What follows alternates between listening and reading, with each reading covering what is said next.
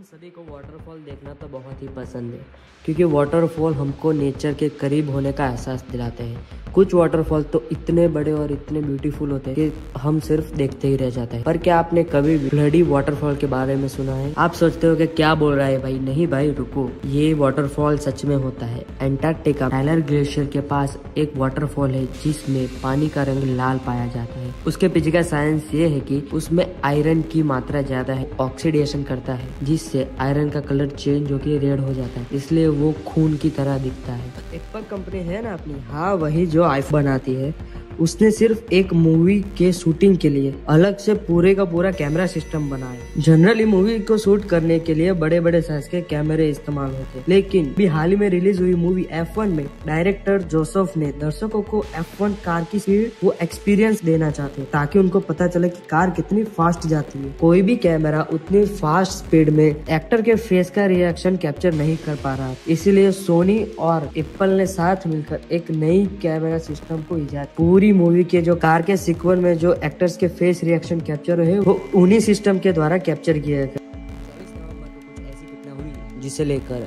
Yemen, Oman, Pakistan और India भी परेशान है। तो ऐसे क्या घटना हुई? इथियोपिया में पिछले 12,000 सालों से निष्क्रिय हुआ वोल्केनो एकदम से फट पड़ा, जिससे नाइट्रेट ऑक्साइड करके एक भयंकर केमिकल 12 से 15 किलोमीटर तक हवा में गया। अब ये वोल्केनो का धुआं अब ओमान, पाकिस्तान से होकर इंडिया में दाखिल हो चुका है, जिससे लेकर यहाँ पे सारे उड़ने वाली फ्लाइटों को कैंसिल या डिले कर दिया गया है। न्यूज़ में कहीं तो सुना होगा कि दुबई में जो एयर शो हो रहा था उसके दौरान जो तेजस जेट वो क्रैश हो गया। इस बात को सुनकर हमारी इंडियन आर्मी क्यों परेशान हो रही है? क्योंकि हमारे पास एयर डिफेंस में तेजस के 123 एयर जेट हुए हमारे लिए, तो इस कारण से हमारी आर्मी परेशान है। सिर्फ ये दुबई वाला हादसा ही नहीं, बल्कि पिछले 20 महीने में ये दूसरी बार है कि कोई तेजस जेट क्रैश हो गया हो। तो ये डरने की बात है नहीं है, इसमें गलती किसकी है, पायलट की है या टेक्निकल फॉल्ट है, वो तो पता नहीं। जैसे हम सभी को पता है कि हमारे हिंदू पुराणों के हिसाब से 7 चिरंजीवी अभी तक जी रहे हैं। क्या आपको पता है कि उन 7 चिरंजीवियों का नाम क्या है?